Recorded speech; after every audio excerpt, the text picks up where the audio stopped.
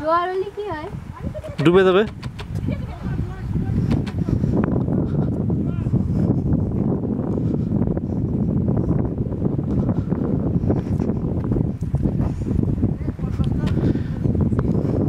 এটা হচ্ছে সেরা দ্বীপ, সেরা দ্বীপের প্রবাল অংশ, প্রবাল দ্বীপ।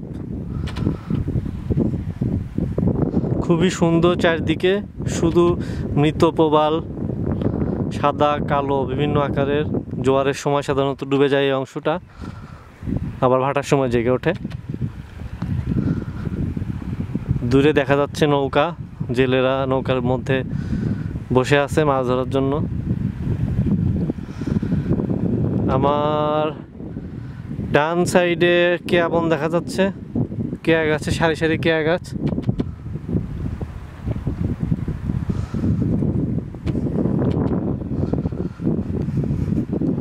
খুবই সুন্দর নীল পানি, স্বচ্ছ কাচের মতো।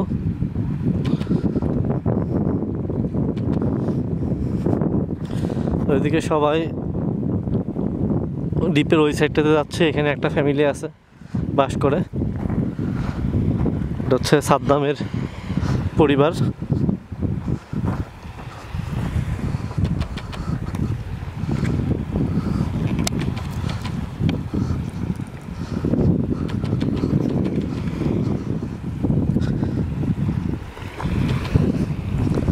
এই অংশটা খুবই সুন্দর দ্বীপের।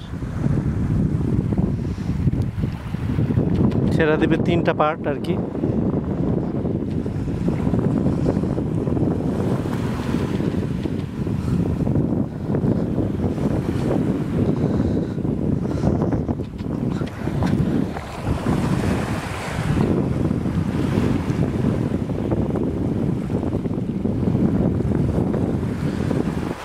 খুবই সুন্দর এই অংশটা।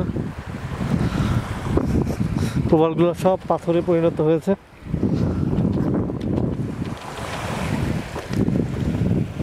এখন আস্তে আস্তে জোয়ার শুরু হয়েছে, সো আলটিমেটলি সব প্রবালগুলো ডুবে যাবে।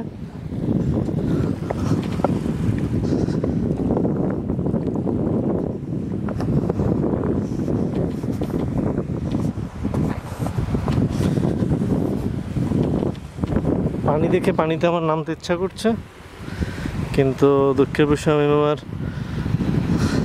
টাওয়েল, হাফ প্যান্ট নিয়ে আসিনি, তো পানিতে নামা হবে না।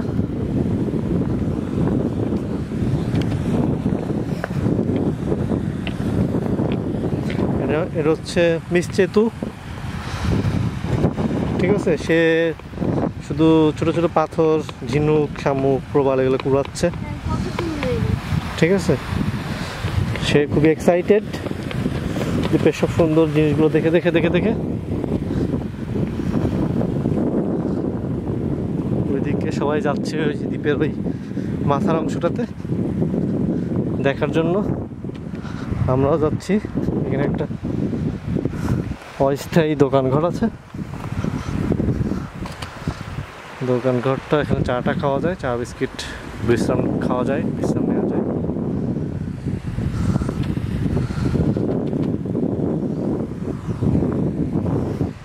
কিছু ছাগল টাগল আছে।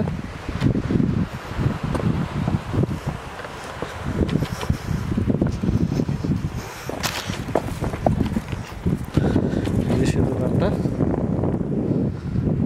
দ্বীপের এই অংশটাতেও প্রবাল আছে।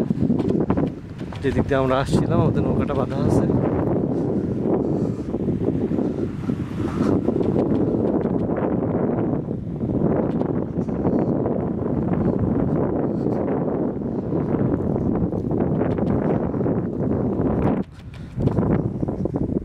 অ্যাকচুয়ালি প্রবালের, সেন্ট মার্টিনের প্রবালের মূল সৌন্দর্য হচ্ছে এই ছেড়া দ্বীপের অংশটা। এই অংশ প্রচুর প্রবাল, হাজার হাজার প্রবাল।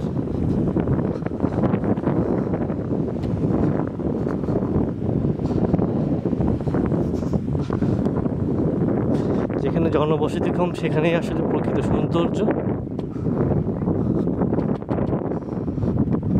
কারণ লোক বেশি হলে ওখানে পরিবেশটা একটু খারাপ হয়ে যায়, অপরিষ্কার, নষ্ট হয়ে যায়, ন্যাচারাল ভাবটা চলে যায়। সো সেন্ট মার্টিনের মূল সৌন্দর্য দেখতে হলে আপনাকে অবশ্যই চেরাদ্বীপের এই অংশটাতে আসতে হবে।